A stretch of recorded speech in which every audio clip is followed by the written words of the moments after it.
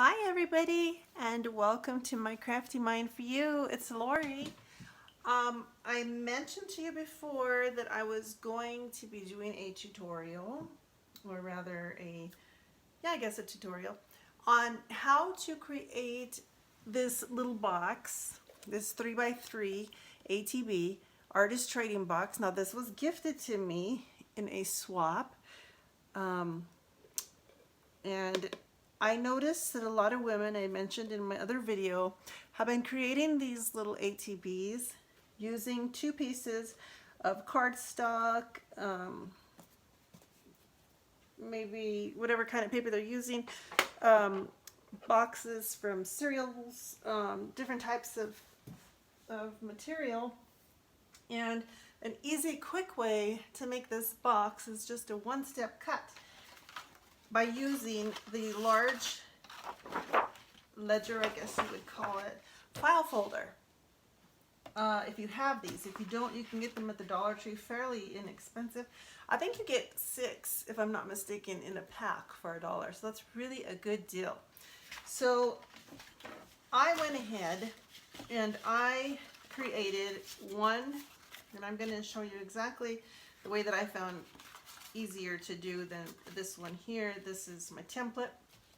But if you take your file folder and you open it completely, you don't have to cut two pieces. And what they were doing by what I mean is two pieces is they were cutting this section one strip and then this section is one strip, and they were combining it together. And you can do that if you don't have a large enough sheet of paper. I realize that a 12 by 12 is not large enough.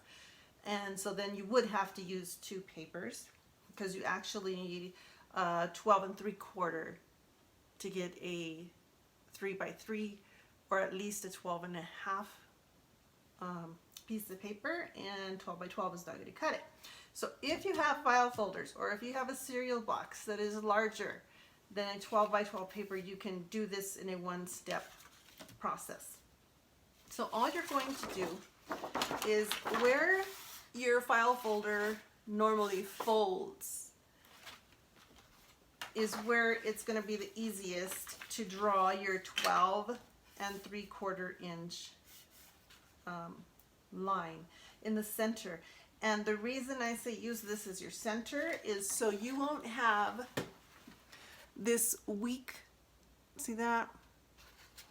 You know, where your file folder folds, how you have these little edges, these little score marks, so that you can stuff your file folder. So you don't have that weak spot in one of your panels on your box. Rather, you would have the line along the bottom of the box for the fold. That being said, you'll take your ruler and you're going to measure 12 inches, then you're going to add 3/4 inches. You're going to draw along this line 12 3/4 inches. That's going to give you 3/4 inch for your flap. So 3, 3, 3, and 3, and then 1/4 inch. So we got 12 inches and 3/4. Now, coming this other direction, you're going to want to draw a 10 1/2 by 3. So you will end up with 3, 6, 9 and 3/4 inches on both of these flaps, like so. Okay, so your project should look just like this.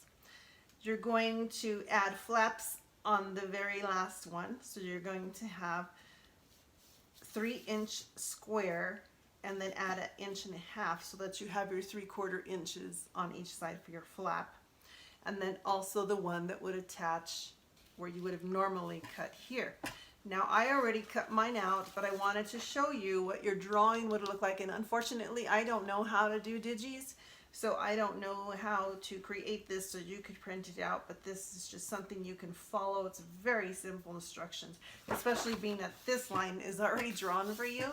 You just have to measure up the 4 boxes and then adding your 3/4 inch. So 3, 6, 9, 12 and 3/4 inches. So each one of these flaps is 3/4 inches. Okay, so for camera purposes, I'm not going to glue anything. I'm going to tape it because it's a whole lot faster, just to show you how to assemble this box quick and easy. Now remember, this is going to be flimsy if you choose to do it that way, and you can always just put some, you're going to decorate it anyway, so it's going to be sturdy. Chipboard or whatever you're using to make your box with, you can always put decorative paper over it anyways, but I think it's a better idea to have this fold along the edge so that you don't have any weakness on your box. That's just my preference. And then of course you're going to score all your flaps and all your turns of your box. All this is going to get scored.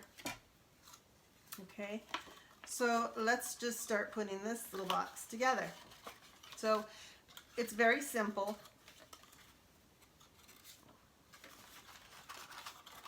You're going to tuck in your little flaps all around like so, and if you choose, you can seal the box or you can have it opened. And look, I don't even have to put tape to show you how to fold the box if I wanted to keep it, to decorate it and then put it together. You can do it that way, or you can actually make your box and then you can decorate it. I guess I didn't need the tape, but I just wanted to show you how quick and easy it is when you just have one piece to deal with. Now, what might be a good idea, of course, you want to make sure that you're going to know which side is your top and bottom.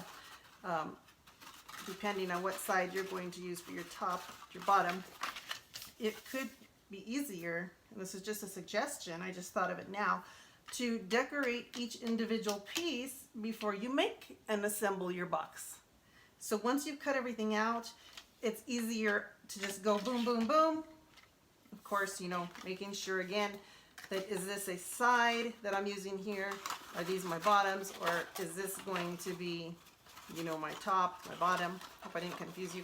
But yeah, so that's another thing you can do too, is just decorate before assembling your box. So I thought this would be a really neat, quick tutorial showing you how to use one piece versus two pieces if you have a file folder or a larger cereal box to use, versus, if you just have a cardstock and then you got to cut it into two. That's just a simple layout. I thought a nice tip for all my crafty friends, and I hope you enjoyed this rather short tutorial. As always, happy crafting. Thank you for watching. Give me a big thumbs up. Smash that subscribe button if you haven't already, and share it with your friends. Leave me a comment in the box below, and thanks for watching, everyone. Have a wonderful day. Bye-bye.